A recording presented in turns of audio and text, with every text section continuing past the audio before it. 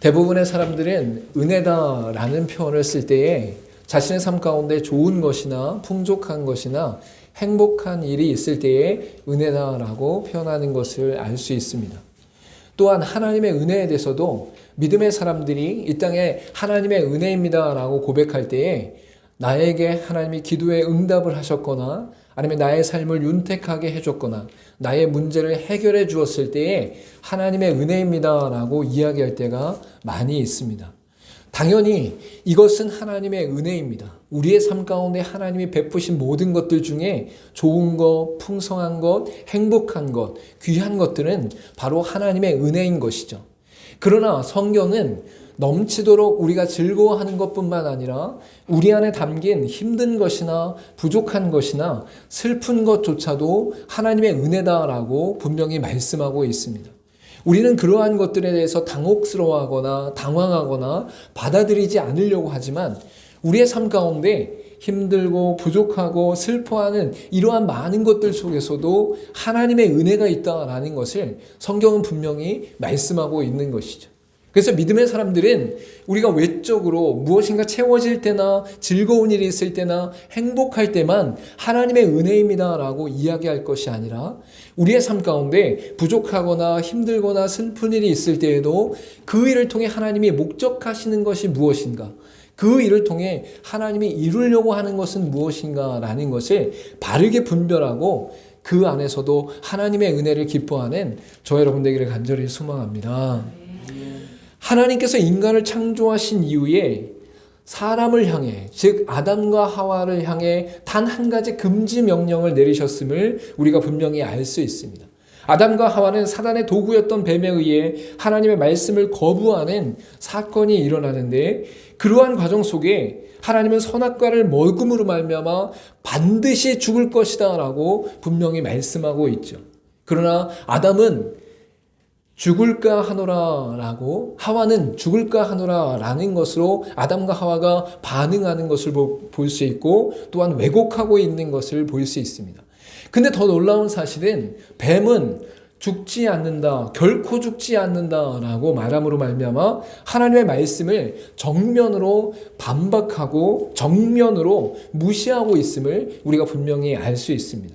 창세기 2장 17절과 3장 3절과 3장 4절의 말씀을 우리 같이 한번 읽어보도록 하겠습니다. 시작. 선악을 알게 하는 나무의 열매는 먹지 말라. 내가 먹는 날에는 반드시 죽으리라 하시니라.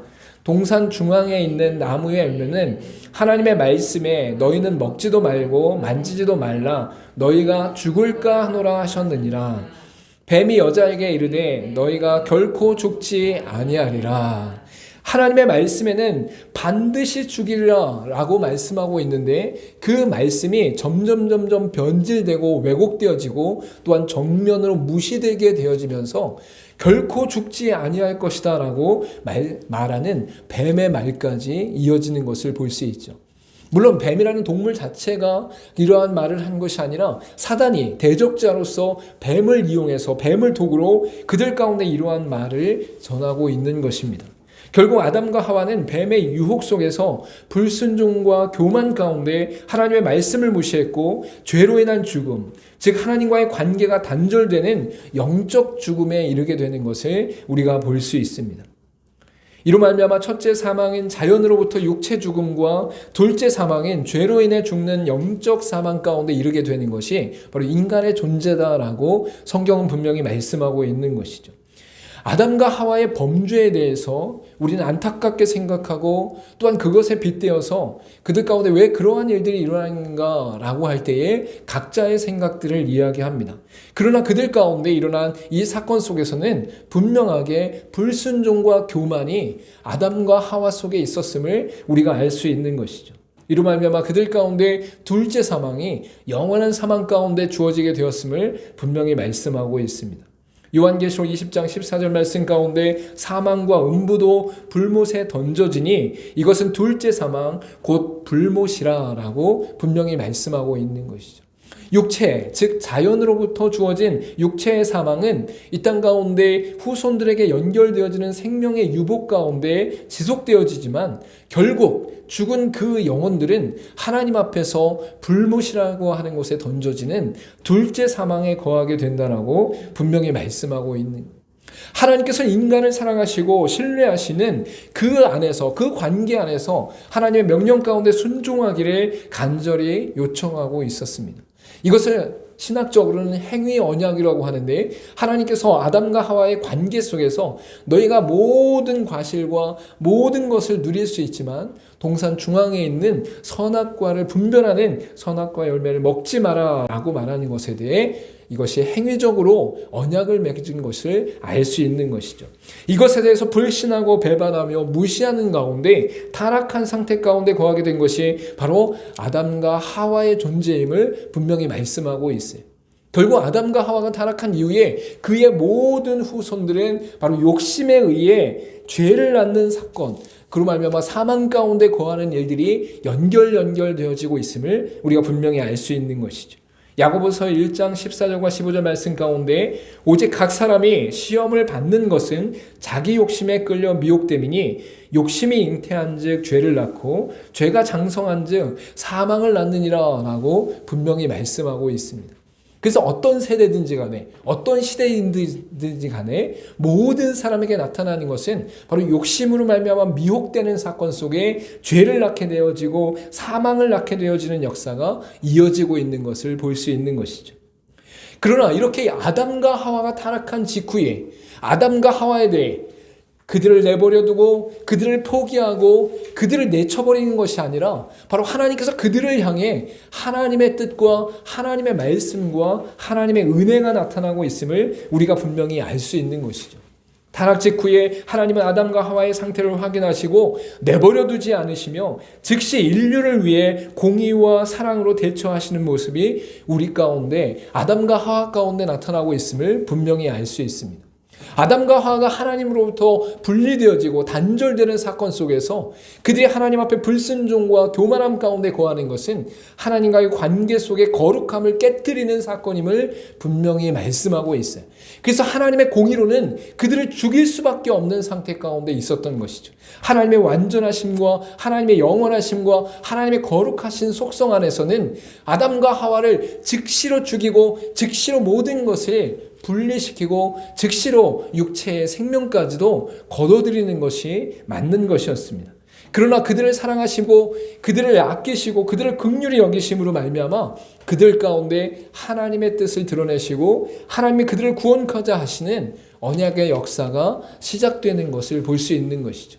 그래서 하나님이 대처하시는 세 가지 사건들을 통해서 분명하고 명확하게 하나님이 그들을 버리지 않으시고 그들을 세우시며 그들을 영원한 하나님의 백성으로 세우시고자 하는 열망 가운데 있었음을 알 수 있는 것이죠.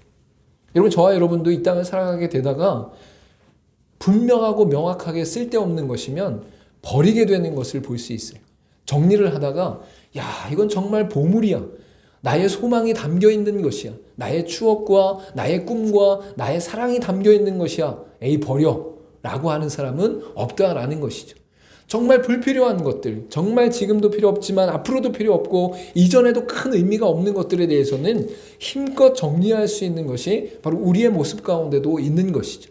하나님은 아담과 하와가 하나님 앞에 거룩함을 깨뜨리고 거룩한 관계 가운데 무너지고 그러한 모든 것 속에 불순종과 교만함으로 말미암아 단절된 상태 가운데 있을 때에 하나님 앞에 죽을 수밖에 없는 그들을 향해 공의로 그들을 심판하심과 동시에 사랑과 긍휼로 그들을 놓지 않으시는 사건이 즉시로 나타났다라고 성경은 말씀하고 있습니다.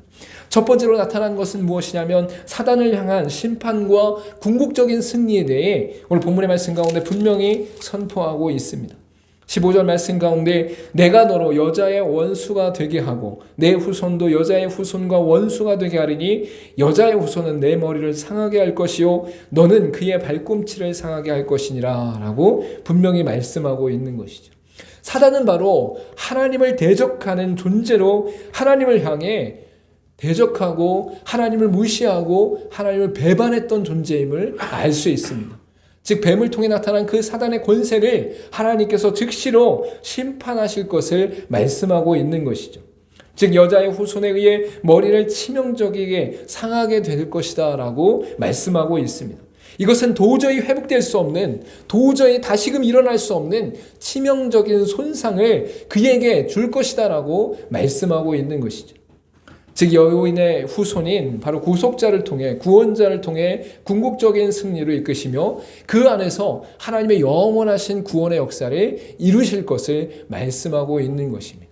그래서 창세기 3장 15절의 말씀을 원시복음이다 라고 말씀하고 있어요. 이미 예수 그리스도의 오심에 대해, 구원자의 오심에 대해, 예수 그리스도 우리를 구원하시고 영원한 생명으로 이끄실 생명나무 되신 예수 그리스도를 이 땅 가운데 보내시기 위해 인간이 타락한 그 순간, 이미 몇천 년 전, 몇만 년 전에 하나님께서 그 일을 이루시고 그 일을 약속하시고 그 일을 언약하셨다라고 말씀하고 있는 것이죠. 그로 말미암아 예수 그리스도를 통해서 구원이 이루어지는 사건 속에서 예수 그리스도께서 분명하게 세상을 이기셨다라고 말씀하고 있는 것입니다. 요한복음 16장 33절 말씀을 우리 같이 한번 읽어보도록 하겠습니다. 시작. 이것을 너희에게 이르는 것은 너희로 내 안에서 평안을 누리게 하려 함이라. 세상에서는 너희가 환난을 당하나 담대하라. 내가 세상을 이기었노라. 예수 그리스도의 죽음과 예수 그리스도의 부활은 결국 세상을 완전하게 승리케 하시는 하나님의 언약의 성취였음을 말씀하고 있는 것입니다. 근데 예수 그리스도의 오심, 즉 아담과 하와의 모든 후손 가운데 영원한 하나님의 백성과 영원한 하나님의 자녀가 될 수 있는 은혜를 베푸시는 그 놀라운 언약의 성취 가운데 이미 창세기 3장 15절에 여인의 후손을 통해 뱀의 머리, 즉 사단의 머리를 완전히 짓밟게 되는 사건이 일어나게 되는 것을 말씀하고 있는 것이죠. 그런데 여인의 후손은 뒤꿈치가 상하게 된다라고 말씀하고 있어요. 즉 세상에서 보았을 때 십자가에 달려 죽으시고 옆구리에 창으로 찔리시며 모든 피와 모든 물을 쏟으시는 것이 그를 죽인 것처럼 생각하고 그를 멸절한 것처럼 생각되어지지만 하나님의 언약과 약속이 성취되는 그 일로 말미암아 희생 제물이 되어주신 그 사건으로 말미암아 이제 영원한 승리가 선포되어지는, 육적으로는 죽은 것 같이 보이나 영적으로는 완전한 승리를 이루신 것을 예표하고 예언하고 계신다라고 말씀하고 있는 거예요. 여러분, 아담과 하와가 하나님 앞에 불순종함과 교만함으로 말미암아 타락되었을 때 그를 버려두지 아니하시고 즉시로 사단과 뱀에 대해 심판하시고 여인의 후손을 통해 메시아를 통해 구원하신다라고 말씀하고 있는 것입니다. 고린도전서 15장 55절과 57절 말씀 우리 같이 한번 읽어보도록 하겠습니다. 시작. 사망아 너의 승리가 어디 있느냐? 사망아 내가 쏘는 것이 어디 있느냐? 사망이 쏘는 것은 죄요 죄의 권능은 율법이라. 우리 주 예수 그리스도로 말미암아 우리에게 승리를 주시는 하나님께 감사하노니 라고 분명히 말씀하고 있습니다. 사망아! 라고 이야기할 때 그 사망은 죄로 말미암아 죽게 된 그 결과를 말씀하고 있는 것이죠. 또한 그 결과에 대해서 이제는 사단에 의해 그 결과가 나타나는데 그 결과를 나타나게 한 그 원인이 되는 사단에 대해서도 완전하게 짓밟고 멸절하시는 승리의 역사가 우리 가운데 있음을 선포하고 있는 것입니다. 그로 말미암아 우리 주 예수 그리스도 말미암아 우리에게 승리를 주시는 하나님께 감사한다라고 믿음으로 고백하고 있는 사도 바울의 고백을 우리가 볼 수 있는 것이죠. 여러분, 아담과 하와가 타락한 직후에 하나님께서는 그들을 향해 뱀에 대해 사단에 대해 심판하시고 동시에 결국 승리하게 될 완전한 승리에 대해 예표하시고 예언하고 계시고 약속하고 계신다라고 분명히 말씀하고 있는 것이죠.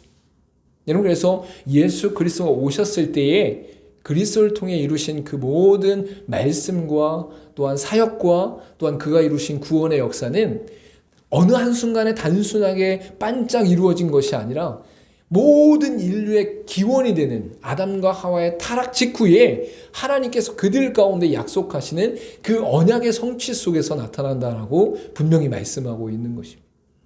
두 번째로 아담과 하와를 통해서 나타난 그 타락 속에서 하나님께서 즉시로 실행하시고 대처하신 것은 아담과 하와의 고통을 선언하고 있음을 알 수 있습니다.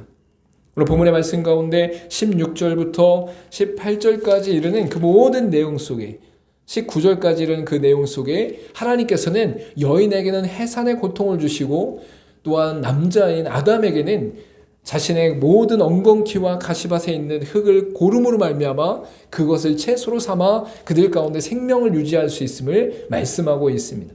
이때 그들이 당하는 고통에 대해, 그들이 당하는 애씀에 대해, 그들이 당하는 어려움에 대해서 분명히 말씀하고 있는 것이죠. 이 모든 고통 자체는 우리 가운데 느낄 때에 아픈 것이지만 우리에게는 하나님 앞에서의 죄와 타락을 잊지 않는 도구가 되고 있음을 알 수 있습니다. 여러분, 아담과 하와가 고통을 당합니다. 그 고통을 당할 때마다 아담과 하와는 자신들이 뱀의 유혹 가운데, 사단의 유혹 가운데 하나님의 말씀을 거부하고 무시하고 배반하는 것들을 기억할 수밖에 없는 것이죠. 생명의 생명을 이어지는 모든 영역 속에서 우리가 당하게 되어지는 해산의 고통이나 아니면 이 땅에 일을 하면서 겪게 되어지는 많은 고통들 속에 우리는 그 고통 자체에 느끼는 것에 어떤 것을 느끼느냐? 우리의 생명은 어디로부터 오는가? 왜 우리는 고통당하고 있는가? 왜 우리는 이 땅 가운데 완전한 기쁨과 즐거움 가운데 거하지 못하는가라는 질문을 하게 되어지고 그 질문의 답을 성경은 창세기 3장 가운데 인간의 타락으로 말미암아 나타난 결과임을 분명히 우리가 알 수 있다라고 분명히 말씀하고 있는 거예요. 여기서 고통은 하나님을 향한 인간의 범죄가 얼마나 치욕스럽고 가증한 것인 것을 깨닫게 되어지고 동시에 사람의 죄로 인해 하나님의 심적 고통을 상징적으로 대변하고 있음을 알 수 있는 것이죠. 여러분, 그래서 우리가 어떤 사고가 일어났을 때에, 사건이 일어났을 때에 그 일로 인한 상처가 남아있으면 그 상처를 볼 때마다 그 사건과 사고를 기억하게 되는 거예요. 또한 그 사건과 사고 속에서 나를 위해 목숨을 내던지며 나를 위해 희생하고 헌신한 사람이 있으면 그 상처를 볼 때마다 그 상처로 인한 아픔과 슬픔과 고통이 우리 가운데 있다는 사실을, 또한 나를 위해 희생하고 헌신한 사람이 있다는 사실을 기억하게 되는 것이죠. 여러분은, 저와 여러분 이 땅을 살아가면서 하나님이 우리 가운데 고통을 허락하신 이유가 단순히 우리를 어렵게 만들고 힘들게 만들고 슬프게 만들려는 목적이 아니라 우리는 타락한 그 순간 속에서도 하나님이 우리를 향한 구원을 계속적으로 이루고 계신다. 하나님은 우리를 통해 더욱더 아파하고 힘들어하시며 또한 고통 가운데 거하고 계신다라는 것을 상징적으로 말씀하고 있는 것이죠. 요한서 2장 12절 말씀 우리 같이 한번 읽어보도록 하겠습니다. 시작. 여호와의 말씀에 너희는 이제라도 금식하며 울며 애통하고 마음을 다하여 내게로 돌아오라 하셨나니. 이스라엘 백성들이 하나님을 떠났을 때에, 이스라엘 백성들이 하나님 말씀으로부터 배교하며 우상을 숭배할 때에 하나님께서는 선지자들을 통해서 간절히 금식하며 울며 애통하며 마음을 다해서 내게로 돌아와라 라고 말씀하고 있는 거예요. 하나님은 완전하시지만, 하나님은 영원하시지만 그 안에 그의 백성들을 향한 간절한 긍휼함이 나타나고 있다라는 거예요. 하나님의 백성들이 떠나 있을 때 그들을 내버려 두지 아니하시고 제발 돌아와라, 제발 내게로 와라, 제발 나와 함께 하자라고 간절히 요청하시는 역사가 일어나고 있는 것이죠. 여러분, 여호와께서 말씀하실 때에 아무런 감정 없이, 또한 무덤덤하게 아무런 근거 없이 금식하고 울며 애통하고 마음을 다해서 돌아와라 라고 말하지 않으셔요.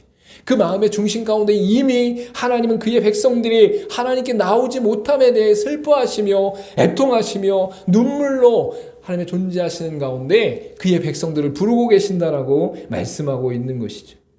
요한계시록 21장 4절 말씀 우리 같이 한번 읽어보도록 하겠습니다. 시작.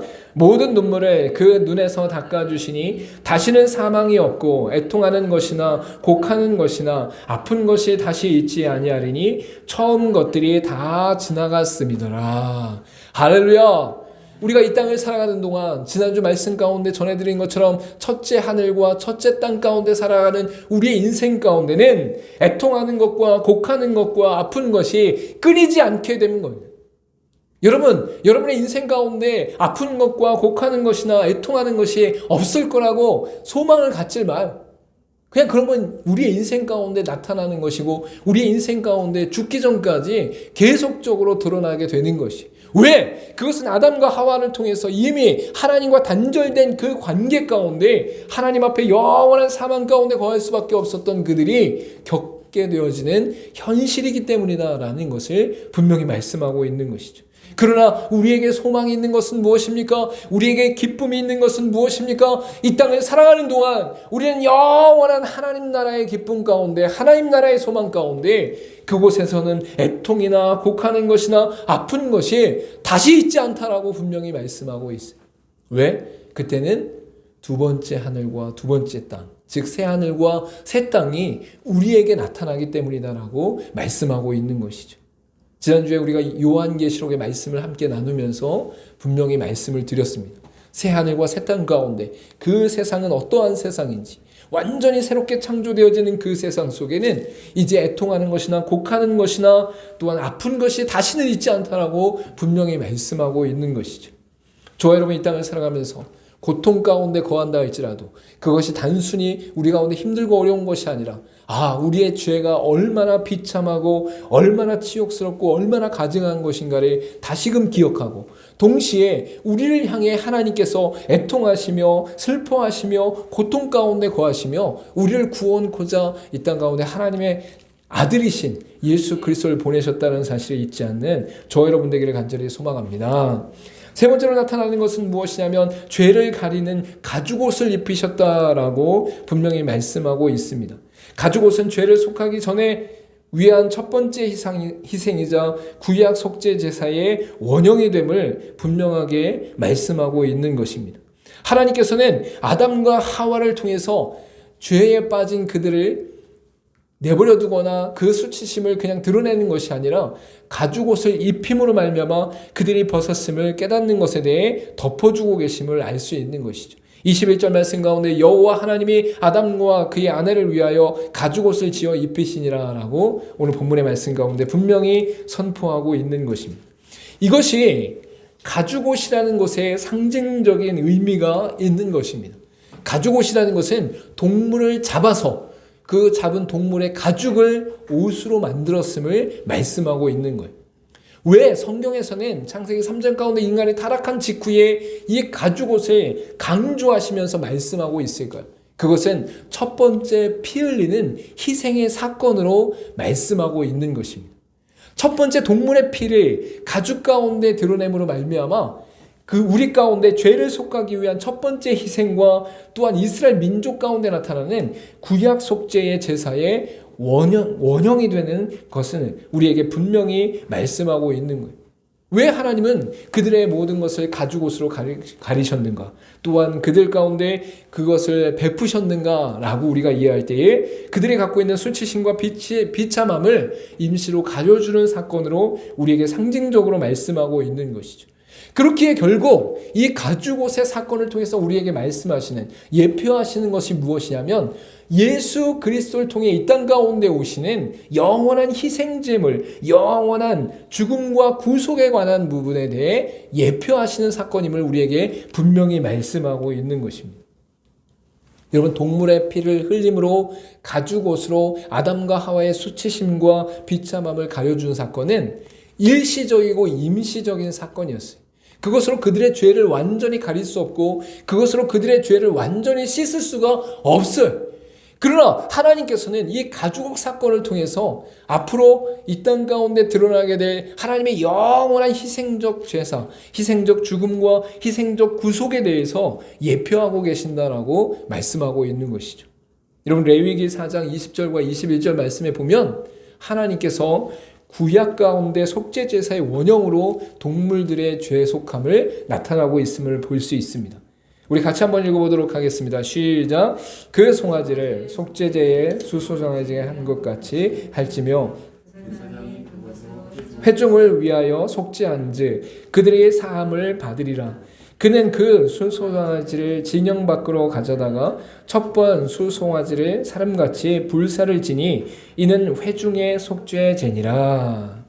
여러분, 수송아지를 잡아서 각을 뜨고 그것을 불사를 때에 나타나는 결과가 무엇이라고 말씀하고 있습니까? 회증을 위하여 속죄한즉 그들이 사함을 받으리라 라고 말씀하고 있는 거예요. 이스라엘 백성들 가운데 유월절 대속죄일에 1년에 한 번씩 자신이 기르는 동물 중에 가장 아름답고 가장 건강하고 가장 빛나는 것을 데리고 와서 제사장 앞에서 안수하는 과정을 통해서 자신의 죄를 전가시키고 그 동물이 피 흘리고 죽고 불사름을 당함으로 말미암아 내 죄가 그 동물을 통해서 사라지게 되었다라는 것이 바로 구약 속죄 가운데 나타나는 제사라는 것이죠. 근데 이것도 완전한 제사가 아니라 완전한 동물의 피가 완전한 것이 아니기 때문에 사라지는 것이 아니라 바로 일시적으로 1년에 한 번씩 이 대속죄일에 이러한 제사함을 받는 구속사적인 구약 속죄의 제사가 나타나고 있다라고 말씀하고 있어요. 그래서 레위기 4장 21절 뒷부분에 보면 회중의 속죄제다라고 분명히 말씀하고 있는 것이죠.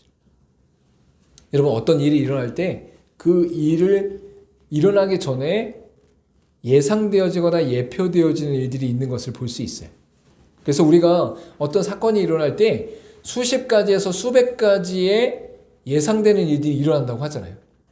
그래서 여러분이 몸이 아픈 증상이 나타나기 시작하면 그 증상 아픈 것을 통해서 내가 어디가 아픈가 라는 것을 감지할 수가 있는 거예요. 그리고 대략적인 아픔의 증상들을 통해서 내가 어디가 아픈지를 알 수가 있는 것이죠. 배에 통증이 있을 때에 어느 부위가 아프냐에 대해서 신장이 아픈지 콩팥이 아픈지 또는 장이 아픈지를 감지할 수 있는 것이죠. 여러분, 여러 가지 이러한 나타나는 것들을 통해서 우리가 궁극적으로 본질적으로 알 수 있는 것들을 깨달아 알게 되는 역사가 일어나는 거예요. 그러니까 구약의 이 희생 제사들 또한 동물들을 통해서 가죽옷을 통해서 하나님이 예표하시며 드러내시며 나타나시는 것이 결국 예수 그리스도를 통해 완전하게 드러났음을 우리에게 선포하고 있는 것이죠. 우리 로마서 3장 24절과 25절 말씀 같이 한번 읽어보도록 하겠습니다. 시작. 그리스도 예수 안에 있는 속량으로 말미암아 하나님의 은혜로 값없이 의롭다 하심을 얻은 자 되었느니라. 이 예수를 하나님의 그의 피로써 믿음으로 말미암는 화목제물로 세우셨으니 이는 하나님께서 길이 참으시는 중에 전에 지은 죄를 간과하심으로 자기의 의로우심을 나타내려 하심이니. 할렐루야. 예수 그리스도의 속량에 대해서 말씀하시는데 하나님의 은혜로 값없이 의롭다 하심을 얻은 자 되었다라고 말씀하고 있는 거예요. 그러니까 예수 그리스도께서 동물을 잡아 속죄하는 것과 같이 또한 가죽옷을 지어서 아담과 하와의 수치심을 가르신 것과 같이 완전한 제사, 완전한 희생제물을 완전한 화목제물로 그가 드려짐으로 말미암아 예수 그리스도를 믿는 모든 자들에게 하나님의 은혜로 값없이 의롭다 하심을 얻는 자가 되었다라고 말씀하고 있는 것이죠. 여러분, 그래서 하나님께서 가죽옷을 지어 입히신 사건은 바로 그들 가운데 그리스도의 오심에 대한 예표이고 또한 그로 말미암아 이 땅 가운데 있는 모든 인류 가운데 하나님의 영광을 드러내시기 위함이다라고 분명히 말씀하고 있는 것입니다. 여러분, 이렇게 본문의 말씀 가운데 나타난 21절 가운데 드러난 세 가지 사건을 통해서 하나님께서는 인간의 타락 자체가 얼마나 힘들고 슬프고 고통스러우신가를 분명히 말씀하신과 동시에 그들 가운데 내버려 두지 않고 사단을 향해 심판하심과 궁극적 승리를 말씀하시고 또한 고통 가운데 자신의 비참함과 자신의 가증스러움을 깨닫고 하나님의 심적 고통에 대해서 더욱더 본질적으로 알 수 있도록 인도하시고 또한 가죽옷을 지어 입음으로 말미암아 그들 가운데 하나님이 희생제물로서 완전한 구속을 이루실 영원한 구원자를 말씀하고 있다라고 분명히 선포하고 있는 것입니다. 오늘 결국 에덴 동산에서 쫓겨난 아담과 하와에게는 인류가 겪고 있는 모든 고통과 사망의 현실로 살아가게 되는 것을 볼 수 있습니다. 타락과 함께 고통이 계속적으로 이어져 온 것이죠. 레위기 26장 39절 말씀 가운데 너희 남은 자가 너희의 원수들의 땅에서 자기의 죄로 말미암아 쇠잔하며 그 조상의 죄로 말미암아 그 조상같이 쇠잔하리라 라고 말씀하고 있어요. 죄로 말미암아 쇠잔한 상태가 계속적으로 우리 가운데 드러나게 된다. 그것이 바로 타락의 상태이다라고 말씀하고 있는 것이죠.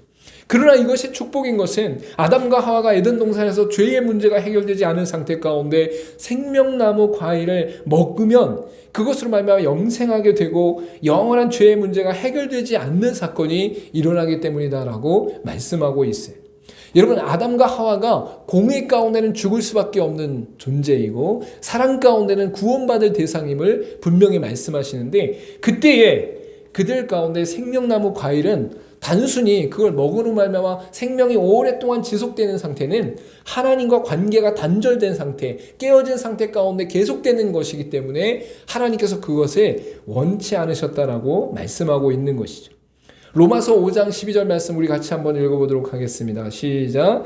그러므로 한 사람으로 말미암아 죄가 세상에 들어오고 죄로 말미암아 사망이 들어왔나니 이와 같이 모든 사람이 죄를 지었으므로 사망이 모든 사람에게 이르렀느니라. 모든 사람이 죄 가운데 거함으로 말미암아 모든 사람이 사망에 이르게 되었다라고 성경은 분명히 말씀하고 있어요.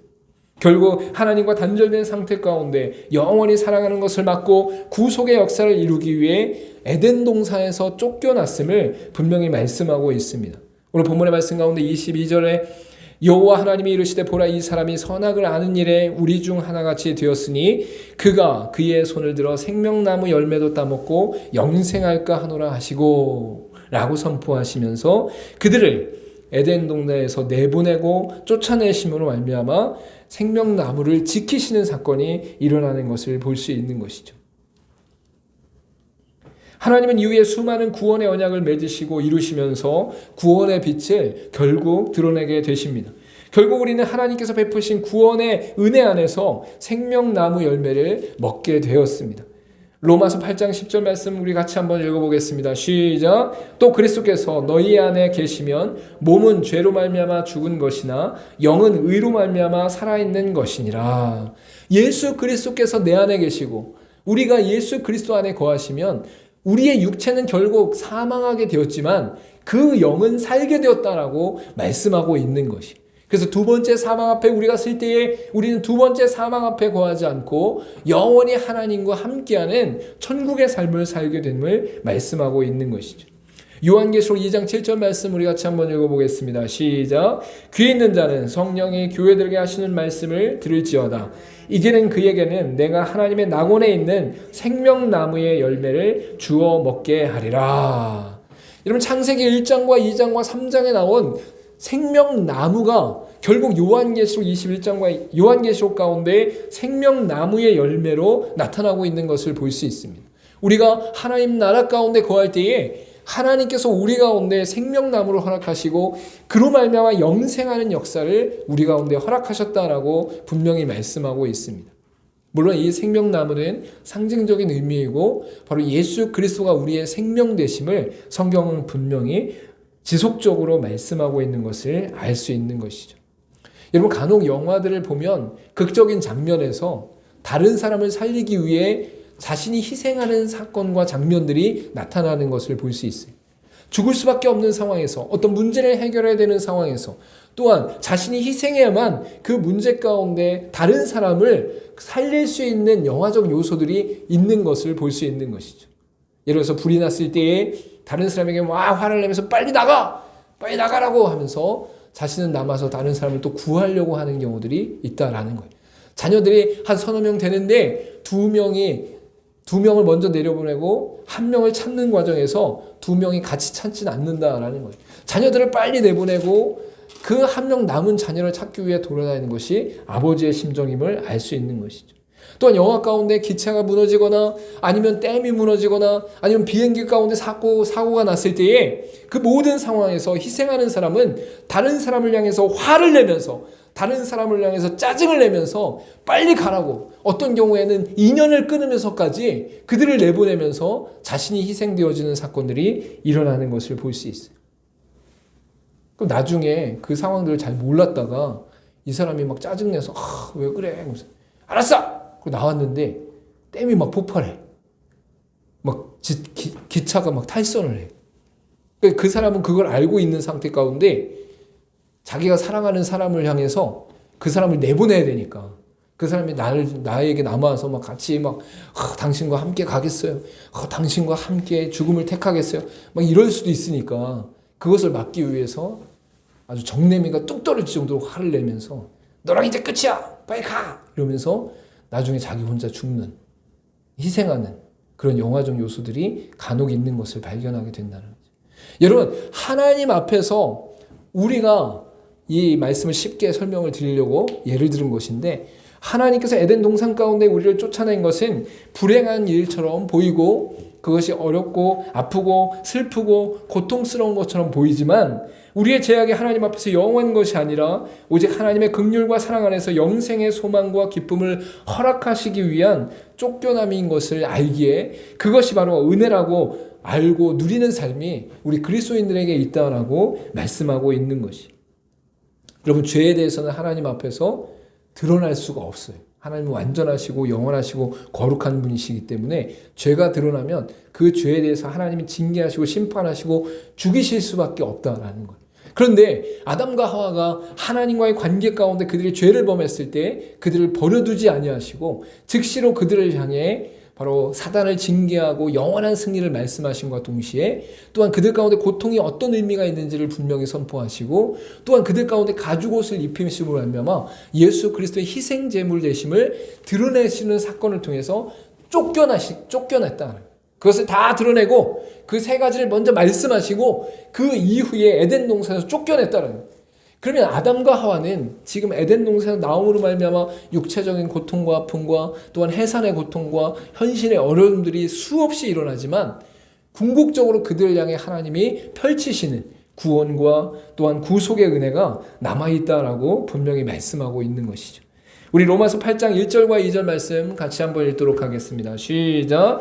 그러므로 이제 그리스도 예수 안에 있는 자에게는 결코 정죄함이 없나니 이는 그리스도 예수 안에 있는 생명의 성령의 법이 죄와 사망의 법에서 너를 해방하였음이니라. 할렐루야.